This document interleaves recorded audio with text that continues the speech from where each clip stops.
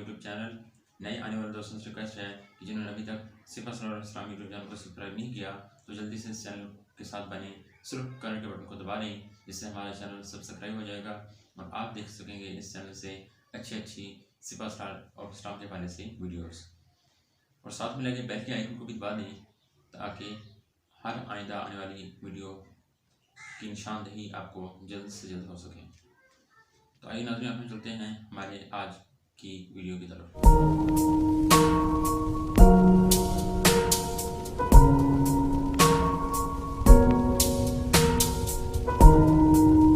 अस्सलाम वालेकुम नाज़रीन, सिपा सलार इस्लाम यूट्यूब चैनल के अंदर आपको वेलकम करते हैं। आज हम जिस इमाम को पढ़ने जा रहे हैं वो है शहाबुद्दीन मोहम्मद गोरी। शहाबुद्दीन मोहम्मद गोरी एक नामवर हुक्मरान था। उसने मुअज़्ज़ुद्दीन का लक़ब इख्तियार किया था।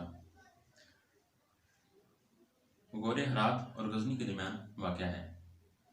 यह इलाका कदीम ज़माने से एक छोटे से ख़ानदान का पाया तक चला आता था। गौर में एक मशहूर किला था जिसका नाम फिरोज़ कोह था। यह ख़ानदान इसी में मुक़ीम था। 1173 में शहाबुद्दीन मोहम्मद गोरी ने गजनी को फतह किया। यूं गजनियों के इक़्तिदार का सूर्य ग़ुरूब हो गया। अब हम बात करते हैं फतूहात की। शहाबुद्दीन मोहम्मद गोरी ने पहली मरतबा 1175 ईस्वी में हिंदुस्तान पर हमला किया और करामता को, जो मुल्तान में हुकूमत कर रहे थे, वहाँ से निकाल दिया।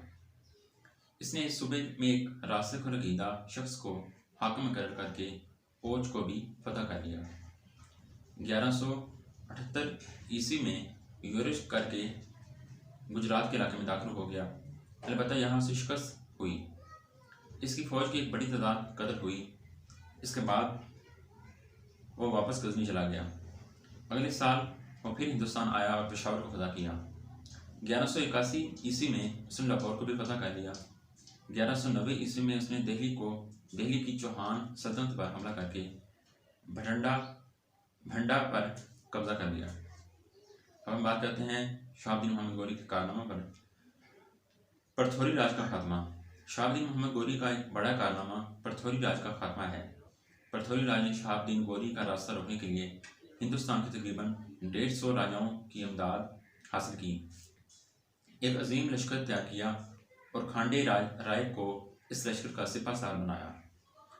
परथौरी राज दीगर तमाम राजाओं के साथ खुद भी मैदान जंग में मौजूद था ताकि लश्कर में जोशो जज्बा बरकरार रहे। ये एक फैसलाकुन जंग थी। नहायत खूनरेज़ जंग हुई। दोनों फौजों ने बहादुरी के जौहर दिखाए। घमसान की जंग के बाद परथौरी राज की फौज मैदान में न ठहर सकी। शहाबुद्दीन मोहम्मद गोरी को एक अजीम शान फतह मिली। परथौरी राज और 150 दीगर राजपूत राजे हलाक हो गए। इस जंग में फतह पाने के बाद सारा शुमाली हिंदुस्तान शहाबुद्दीन मोहम्मद गोरी के कब्जे में आ गया। इसके बाद सरस्वती, सामाना, कहराम और हांसी की राजपूत रियासतें आसानी से फतह कर ली गईं। फिर इसने अजमेर को फतह किया। गजनी वापस आने से पहले वो हिंदुस्तान में कुतुबुद्दीन ऐबक को नायब सल्तनत मुकर्रर कर गया। 1192 ईस्वी में कुतुबुद्दीन ऐबक ने दिल्ली फतह करके उसे अपना दारुल हुकूमत बनाया। 1197 ईस्वी में जब कुतुबुद्दीन ऐबक अजमेर में महसूर हो गया तो शहाबुद्दीन गोरी ने बतौर कमक उसे अफवाज भेजी, जिनकी मदद से उसने गुजरात के राजा भीम को शिकस्त दी। फतह कनूज। परथौरी राज की इबरतनाक शिकस्त और हलाकत के 2 साल बाद शहाबुद्दीन गोरी गजनी से चलकर कनूज पर हमलावर हुआ। यहाँ के राजा जे चंद ने मुकाबला किया, लेकिन इसने शिकस्त खाई और मैदानी जंग में हलाक हुआ। यहाँ मुसलमानों को बहुत सा माल गनीमत मिला। हिंदुस्तान में मुस्लिम हुकूमत का बानी। हिंदुस्तान में इस्लामी सल्तनत की बुनियाद रखने का सहरा शहाबुद्दीन गोरी ही के सर है। उसने अपनी ज़िंदगी में ही तमाम शुमाली हिंद को इस्लामी सल्तनत के ज़ेर नगीन कर दिया। इसके बाद जनूबी हिंद भी इस्लामी परचम तले आ गया। इसने हिंदुस्तान की रियासतों को फतह करने के बाद यहाँ पर अपने जानशीन भी मुकर्रर किए। वो सिर्फ इलाके ही फतह नहीं करना चाहता था बल्कि हिंदुस्तान में मुस्तहकम इस्लामी हुकूमत के क़याम का मुतमन्नी था। यही वजह है कि इसने अपनी ज़िंदगी और निगरानी में कई अहम सियासतदानों और हुक्मरानों को तरबियत दी। कुतुबुद्दीन ऐबक मोहम्मद गोरी ही का तरबियत याफ्ता जनरल था। बात करते हैं शहादत की। गुखड़ों की कौम में से तकरीबन 20 अफराद ने इसके कत्ल को मंसूबा बनाया। 15 मार्च 1206 ईस्वी को शहाबुद्दीन दरिया सिंध के किनारे धमीर के मुकाम पर मकीम था। यहाँ ये अफराद किसी तरह शाही खेमे तक पहुँच गए। मंसूबा के मुताबिक एक घुक्कड़ ने बढ़कर दरबान पर चाकू से हमला किया और भाग निकला। वहाँ एक शोर बपा हुआ तो शहाबुद्दीन की हिफाजत पर ममूर अफराद भी इस तरफ भागे। अब रास्ता साफ था। कातिल शाही खेमे में दाखिल हो गए और खंजरों से इस पर हमला कर दिया। शहाबुद्दीन गोरी जख्मों की दाग न लाकर शहीद हो गया। इसकी लाश को गजनी ले जाया गया और इस इमारत में दफन किया गया जो उसने अपनी इकलौती बेटी के लिए तैयार करवाई थी। इसकी कोई नरीना औलाद नहीं थी। इसने तकरीबन 35 बरस हुकूमत की। बात करते हैं सीरत और किरदार की। शहाबुद्दीन मोहम्मद गोरी अखलाक हुस्ना की ज़िवत से रास्ता था। बड़ों का एहतराम करता और छोटों पर शफकत करता। अगर किसी से को वादा कर लेता तो फिर हर सूरत वफा करता। नहायत खुदातर्स हुक्मरान था। सखावत में इसका मुकाम बहुत बुलंद था।